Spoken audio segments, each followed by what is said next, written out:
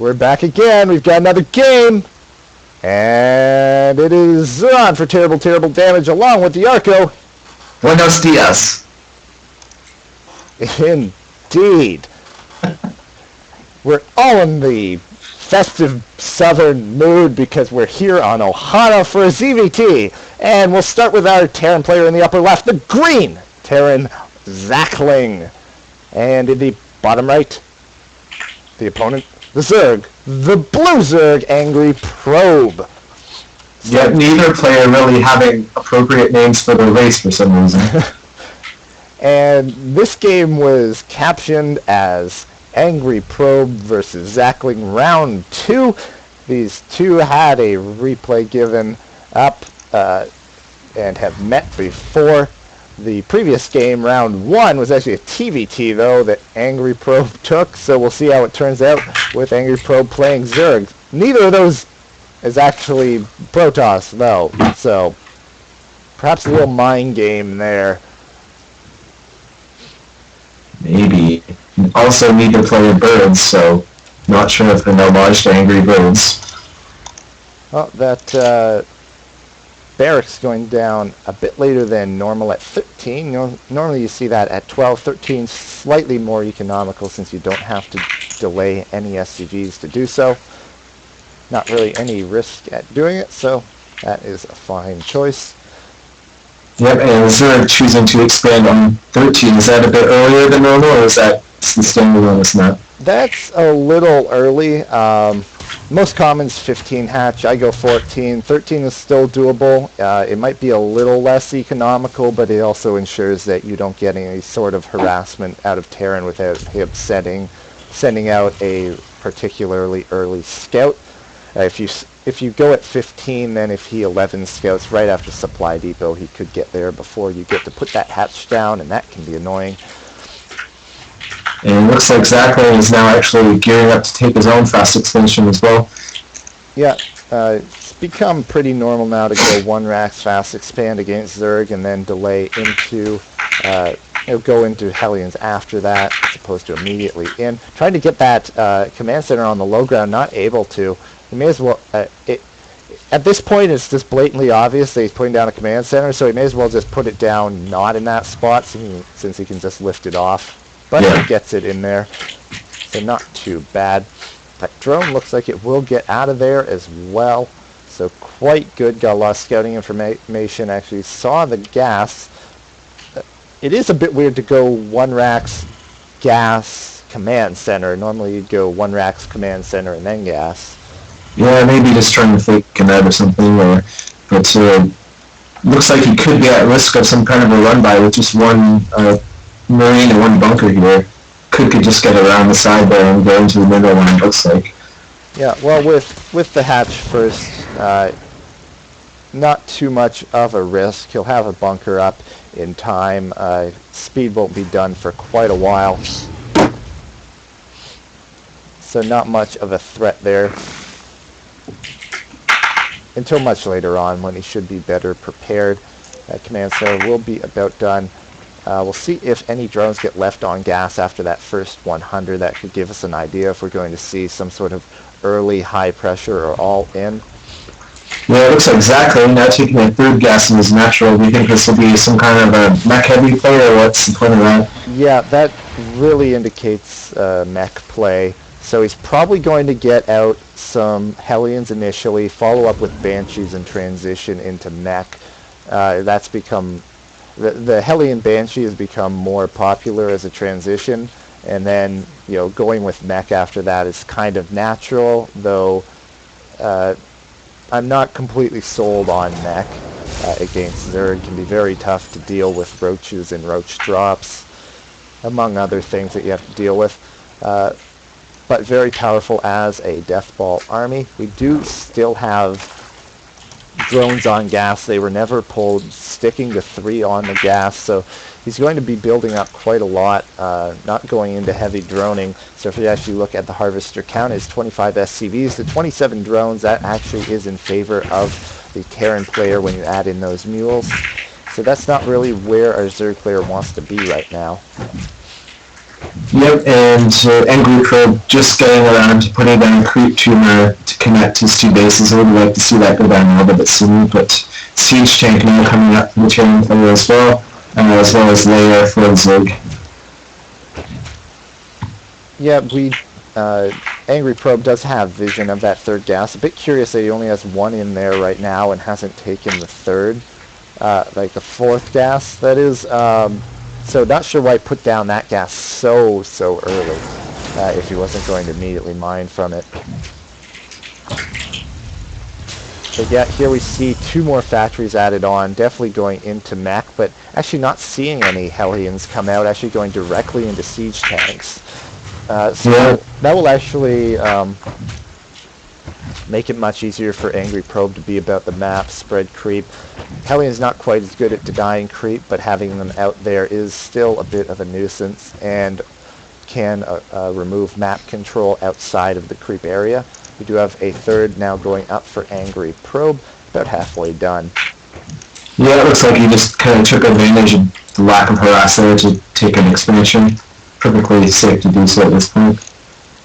So now here, this past 8.5 minutes, we will be seeing these Hellions go out. We have 3 Hellions on the field and Blue Flame on the way now that he has a couple siege tanks out. Perhaps just playing particularly safe against any sort of all-in, which if he had actually gotten scouting information about leaving probes on gas might have been a good decision, but I don't think he actually saw that.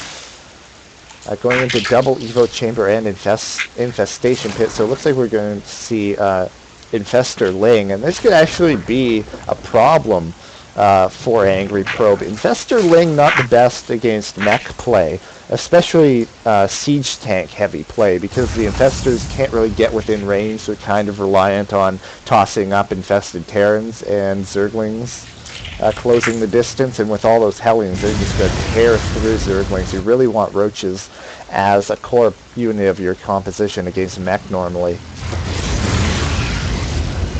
Yep, and now we see the Hellions starting to move on to creep. Looks like might take out some of those creep tumors and mark their way straight into the main, it looks like.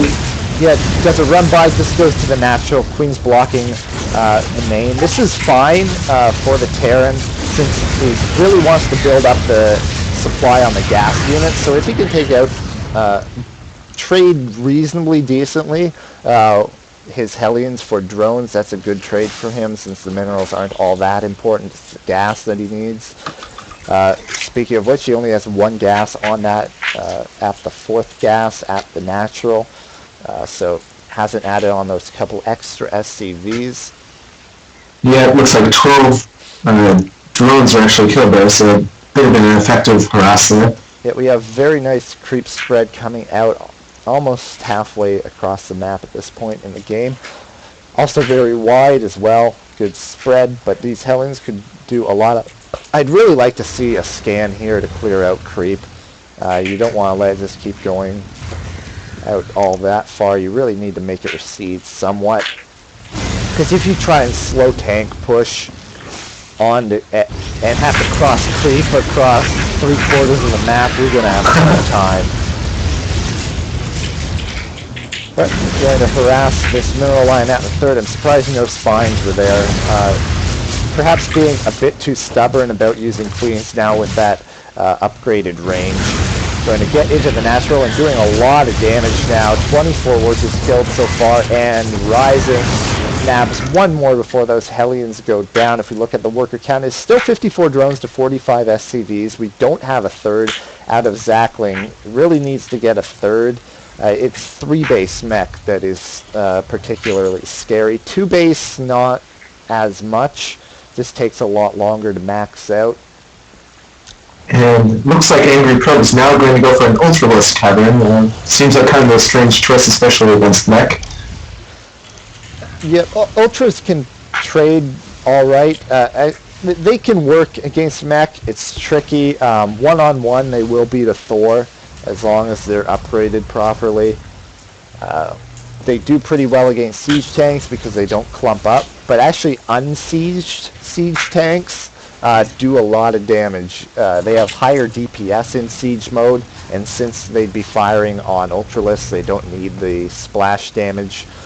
So unsieged they do very well. Ultralisks are the natural transition from infestor laying, so since that is what he was going for along with the heavy upgrades on the Zerglings, the Ultralisk Cavern is the natural transition. It's just whether or not he can make this work against the mech army. Without the third, it's going to take a while to actually move out, and actually going to get this denied.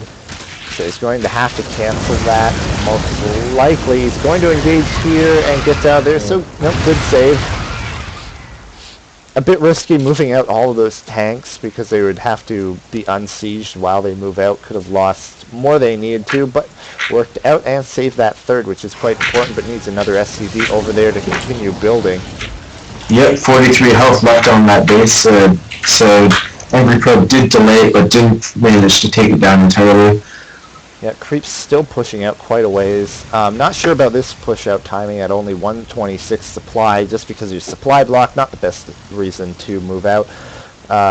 Normally you want to max out, because it can be, if you lose that army, then you're in just a horrible position, because you have to start all over with all these slow building units. However, he does have a supply lead, which is good for him. Yeah, he does do what you suggested, which was to stop on the creep and do a scan and take out some of those creep tuners. Yeah. Maybe moving up a bit faster than he should, but he is kind of leapfrogging his way up. Doesn't have a good spread on his tanks, though. They're rather clumped up. Going to move right into the natural, though. Moves that siege tank within range of the spine crawler. May lose that unnecessarily. One more shot. Takes it out.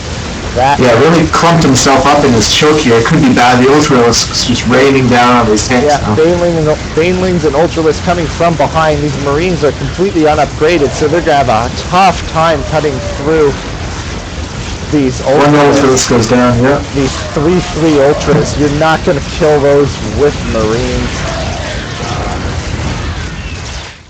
Zachling saying what? I'm not sure if he's surprised where the Ultralisks came from, or just the fact that everything died there. Well, he did blow up a bunch of Banelings into Thors. Normally not the most cost-efficient way to deal with them, but hey, Nest, he can do it, so why can't I? The third is completed, but no SCVs over there. Also hasn't transformed it into an orbital or a planetary. Too focused on that battle. And now we see 71 supply to 115. Now not necessarily an insurmountable supply differential, but the actual situation in the game is he's on mech and he has to rebuild his army, and that will take forever. By that point, AngryProbe should have Broodlords to go along with his Ultras. So we'll see what AngryProbe does.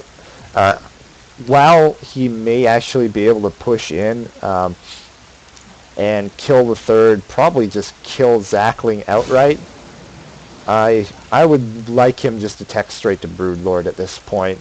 There's not going to be an answer trying to rebuild that army for Broodlords and maxed upgraded Ultras.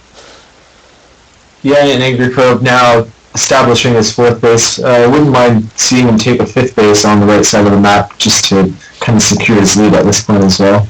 Now, curiously, as I was mentioning earlier how AngryProbe is going Infestor laying, I don't think we've actually seen a single Infestor in this game so far, though.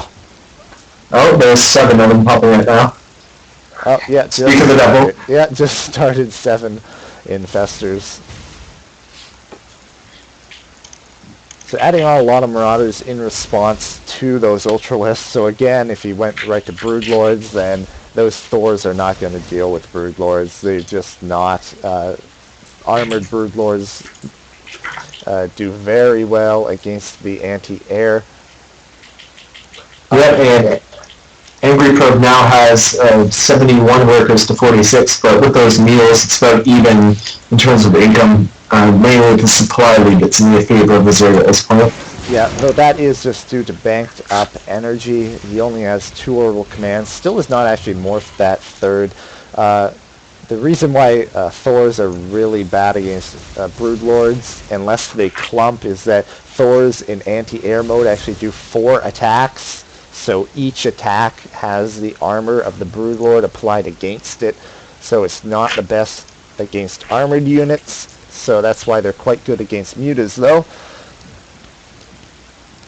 Not sure what the plan is here. I guess AngryProbe is just going to add on tons and tons of ultras. If there's one lesson to be learned, though, if history has proven anything, is that overcommitting to ultralists is the way to blow a big lead against Karen. But I'm not sure that's really going to happen in this game. He is really far ahead. Yeah, and AngryProbe looks like he's going to start to move towards the Terran base. Looks like Zachling is waiting for Stim to finish and then maybe planning to move out on his own, but we'll see who makes the first move here. Army supplies are actually about even. 8 Pillars to 11 Ultras, 17 Marauders, 16 Marines, and 2 tanks. The main problem I see here is that the bio is actually completely unupgraded, so trying to transition into having a bunch of bio as part of your army is just not going to work against the super upgraded Zerg army. Chitinous plating and 3-3 ultras along with 3-3 adrenal glands. No adrenal glands actually from the Zerglings. That is a bit of an oversight. Yeah. Crazy creep spread actually pushing right up to Zachling's army at this point, almost taking over the whole map. And looks like here comes the occasion of big tumbles over everything. The Ultra's going to get in and get a good surround as well and tear through everything. That has got to be it. Oh, lame. Totally lame. Well, I mean, he's right. Mech is pretty lame, but not able to pull it off. AngryProbe just rolls right over him. Ultraling manages to work. Amazing.